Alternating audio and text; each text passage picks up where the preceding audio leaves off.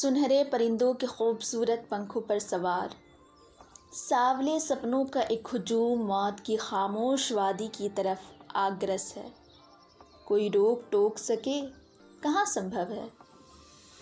इस हुजूम में आगे आगे चल रहे हैं सालिम अली, अपने कंधों पर सैलानियों की तरह अपने अंतहीन सफ़र का बोझ उठाए।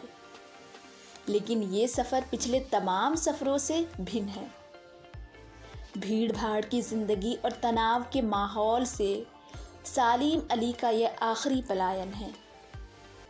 अब तो वो उन वन पक्षियों की तरह प्रकृति में विलीन हो रहे हैं जो ज़िंदगी का आखिरी गीत गाने के बाद मौत की गोद में जा बसा हो। कोई अपने जिस्म की हरारत और दिल की धड़कन देकर भी उसे लौटाना चाहे तो वो पक्षी अपने सपनों की गीत दोबारा कैसे गा सकेगा। मुझे नहीं लगता कोई इस सोए हुए पक्षी को जगाना चाहेगा। वर्ष पूर्व खुद सालिम अली ने कहा था कि लोग पक्षियों को आदमी की नज़र से देखना चाहते हैं। ये उनकी भूल है। ठीक उसी तरह जैसे जंगलों और पहाड़ों, झरनों और आबशारों को वो प्रकृति की नज़र से नहीं, आदमी की नज़र से देखने को उत्सुक रहते हैं। भला कोई आदमी अपने कानों से पक्षियों की आवाज़ का मधुर संगीत सुनकर अपने भीतर रोमांच का सोता फूटता महसूस कर सकता है। एहसास की ऐसे ही एक उबड़ खाबड़ ज़मीन पर जन्मे मिथक का नाम है सालिम अली।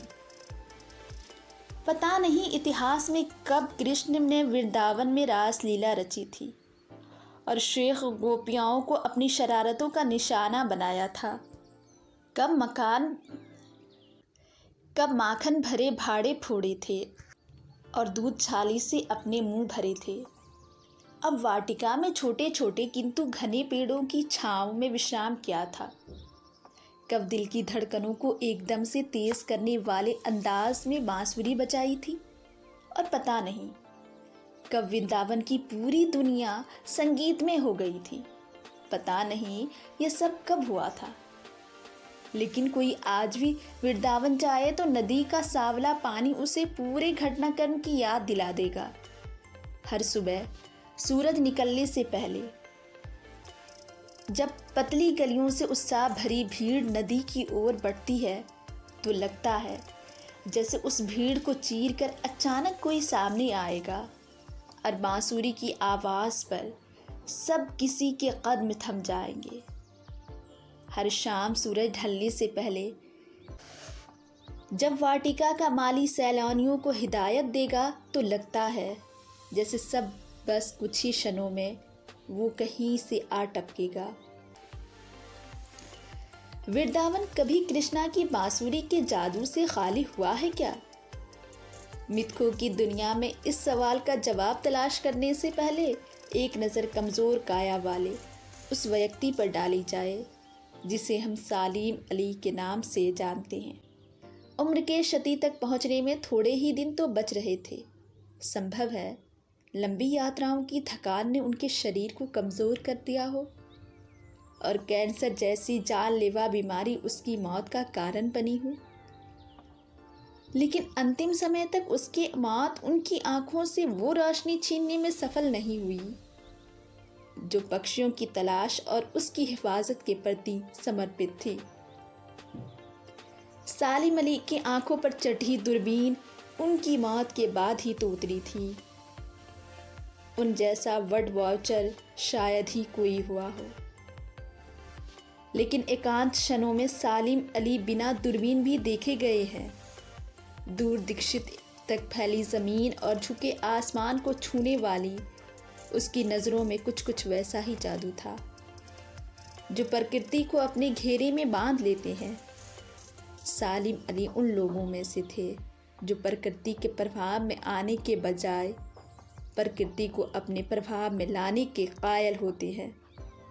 उनके लिए प्रकृति में हर तरफ एक हंसती खेलती रहस्य भरी दुनिया पसरी थी। यह दुनिया उन्हें बड़ी मेहनत से अपने लिए गढ़ी थी। उसके गढ़ने में उनकी जीवन साथी तहमीना ने काफ़ी मदद पहुंचाई थी। तहमीमा स्कूल के दिनों में उसकी सहपाठी रही थी। अपने लंबे रोमांचकारी जीवन में ढेर सारे अनुभव के मालिक सालिम अली एक दिन केरल की सैटेलाइट वैली को रेगिस्तानी हवा के झोंकों से बचाने का अनुरोध लेकर चौधरी चरण सिंह से मिले थे। वे प्रधानमंत्री थे। चौधरी साहब गांव की मिट्टी पर पड़ने वाली पानी की पहली बूंद का असर जानने वाले नेता थे। पर्यावरण के संभावित खतरों का जो चित्र सालिम अली ने उनके सामने रखा, उसने उनकी आंखें नम कर दी थी।